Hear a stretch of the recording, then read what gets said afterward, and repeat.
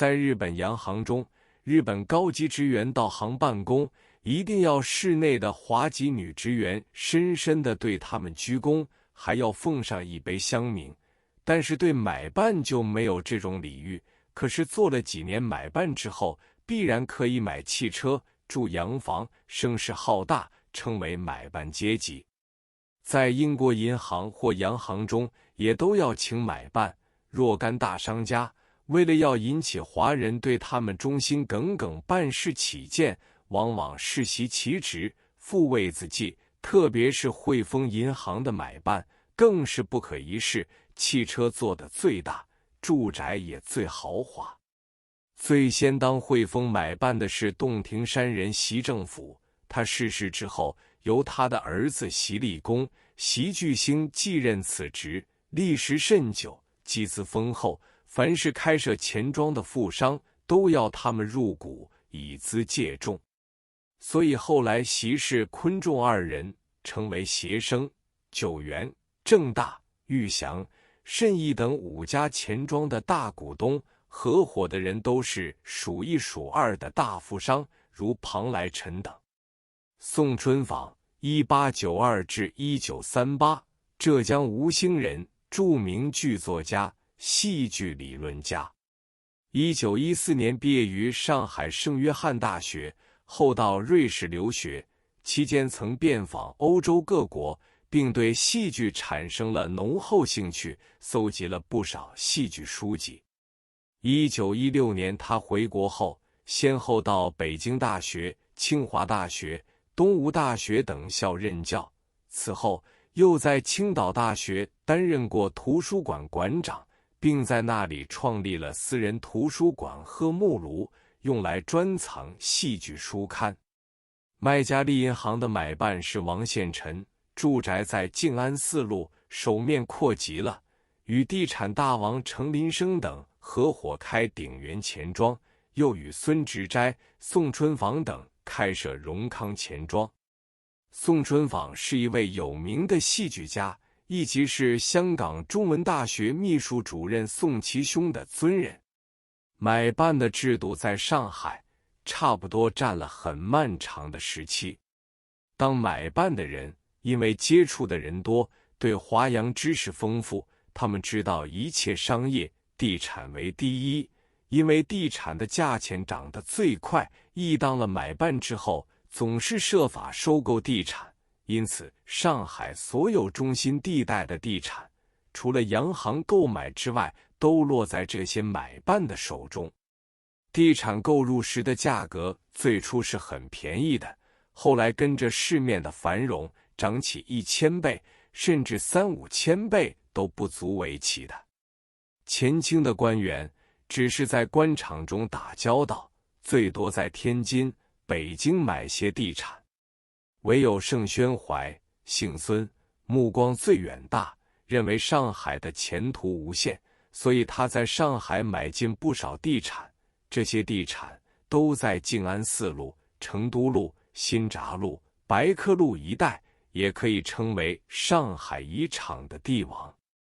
法租界形势特殊，大部分的地产由法国人组织的地产公司购买，中国人之中以陆伯宏买到的地皮最多，其次是朱孔家。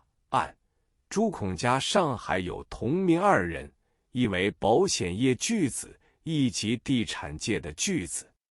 陆伯宏与朱孔家都是天主教徒，所以他们买到的地皮都在法租界新区，如劳神父路、金合肥路、西爱贤司路、金永嘉路、贝当路、金衡山路等，差不多整条马路要占到6/7%。在他们收买的时候都是田地，他们不问地价高低，指望成交。从前法租界新区的地皮都是耕田，业主是乡下人，他们以高价收购，乡下人也不得不把祖业卖给他们。20年后，这些地方都成为井然有序的花园洋房，地价甚至于有高涨到1-2千倍以上的。这许多上海的财阀唯一的目标就是送子弟入英文学校，后来才流行把儿女送往海外去深造。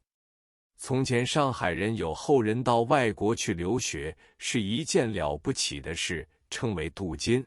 不过从前的子弟出国，娶外国人为老婆，或是嫁给外国人，就此不再回上海的是很少见的。从前上海富商之家拘谨得很，不准子弟狂嫖滥赌，所以多数富身巨贾的后代都是争争气气地继承前人的事业，只有极少数不争气的后代，不是嫖便是赌，或是吸上鸦片烟。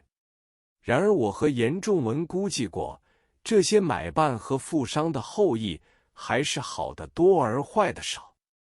银元绝技聂壁出世银铸的饺子，俗称小洋，以及所有铜元，俗称铜板，是两种辅币。以银饺子全国最紊乱，几乎各地有各地的银饺子，名称却完全不同。上海叫饺子，广东称蚝子，四川叫蚝洋，湖南、湖北都有造币厂，除了铸银元之外，也铸造饺子，成色各地相差极大。这是各省财政当局的漏规和收入。在我的记忆之中，广东的双蚝价值最贱，上海的小洋可以兑到小洋11角和铜元数枚，诸如此类，足见不但银元的成色各省有异，饺子的成色也一样有差别的。在民国25年1936 1月21日公布辅币条例，预先由中央造币厂制造一种10进制的全国统一性的辅币。辅币是什么呢？就是1元兑10角，1角兑10分，完全没有一些银子的成分，其成分如下：1、20分辅币，重6克，成色纯镍；2、10分辅币，重4.5克，成色纯镍；3、5分辅币，重3克，成色纯镍；4、1分辅币，重6.5克，成色铜95%，锌、硒共占5%。5、半分辅币，重3.5克，成色铜95%，锌、硒5%。